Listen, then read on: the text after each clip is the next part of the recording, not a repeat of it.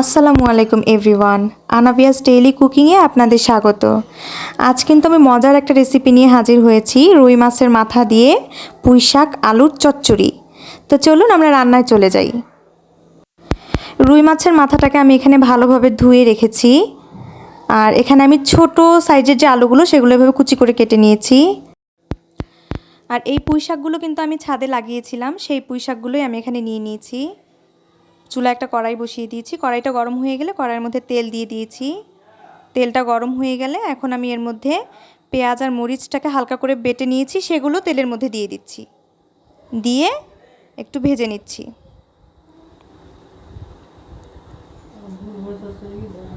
তো পেঁয়াজটাকে কিন্তু লাল লাল করে ভেজে নিতে হবে।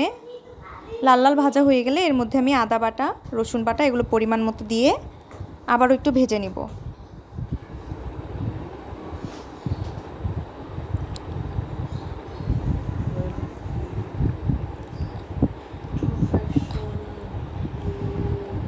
তো এগুলো কিন্তু ভাজা হয়ে গেছে, এখন আমি অল্প পরিমাণে পানি অ্যাড করে দিচ্ছি যাতে মশলাটা পুড়ে না যায়। এখন এর মধ্যে লবণ দিয়ে দিলাম পরিমাণ মতো, হলুদের গুঁড়া পরিমাণ মতো, জিরার গুঁড়া পরিমাণ মতো দিয়ে দিলাম। এখন ভালোভাবে নেড়ে দিব। মশলাগুলোকে কিন্তু একসঙ্গে কষিয়ে নিতে হবে ভালোভাবে।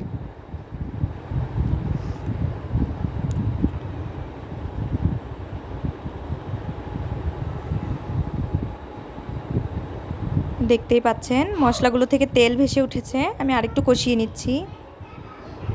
তো কষানো হয়ে গেলে এখন আমি এর মধ্যে যে মাছের মাথাগুলো ধুয়ে রেখেছিলাম সেগুলো দিয়ে দিচ্ছি। মাছের মাথাগুলো দিয়ে কিন্তু আমি আরেকটু কষিয়ে নিব। তো আমি মাছগুলোকে মশলার সাথে ভালোভাবে একটু মিশিয়ে দিচ্ছি।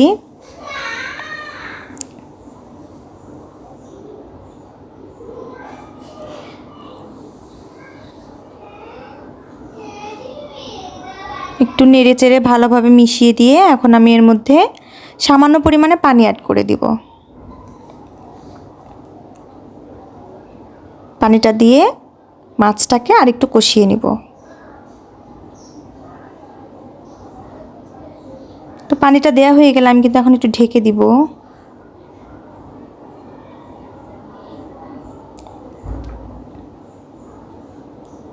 ঢাকনা দিয়ে ঢেকে দিলাম।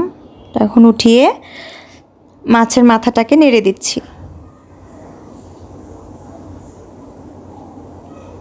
আবারও ঢাকনা দিয়ে দিচ্ছি। মাথাটাকে একটু ভালোভাবে কষিয়ে নিতে হবে।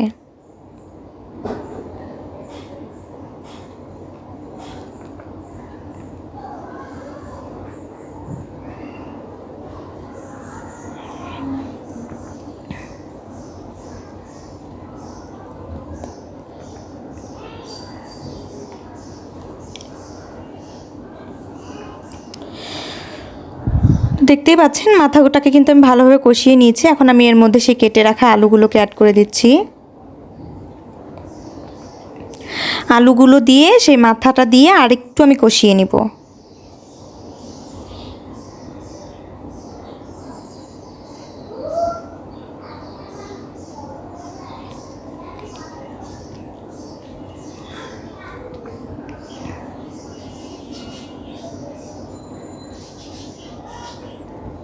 ভালোভাবে নেড়ে দিচ্ছি। তো এখন আমি ঢেকে দিচ্ছি। এখান থেকে আলু থেকে কিন্তু পানি উঠে আসবে, এই পানি দিয়ে আমি আলুটাকে আর মাছের মাথাটাকে কষিয়ে নিব।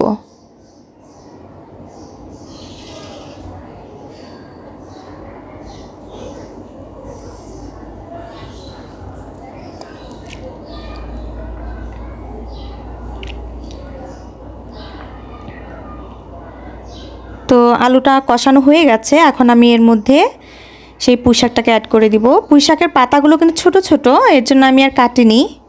বড় বড় হলে কেটে দিতাম, এর জন্য আমি পাতাটাকে আর কাটিনি, এভাবেই ধুয়ে দিয়ে দিয়েছি। ঢাকনা উঠিয়ে এখন আমি নেড়ে দিচ্ছি।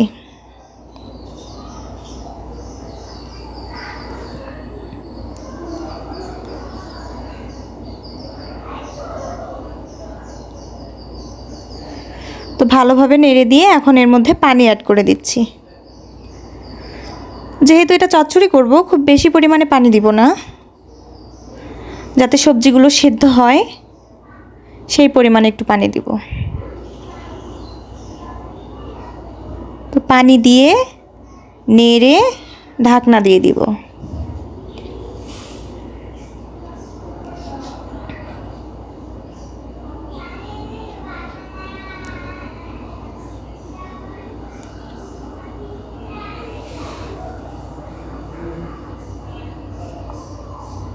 ঢাকনা দিয়ে দিলাম।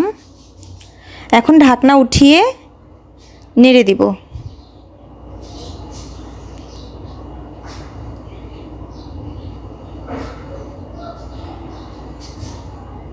খেয়াল রাখতে হবে যাতে নিচে ধরে না যায়।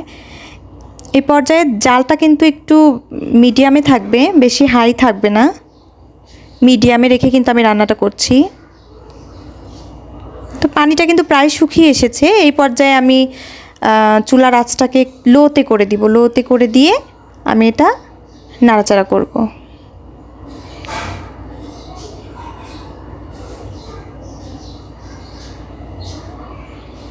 এভাবে কিছুক্ষণ নেড়ে নিব।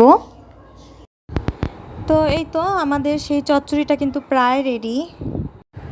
তো চচ্চড়িটা কিন্তু রেডি হয়ে গেছে। এখন আমরা চচ্চড়িটা নামিয়ে নিব।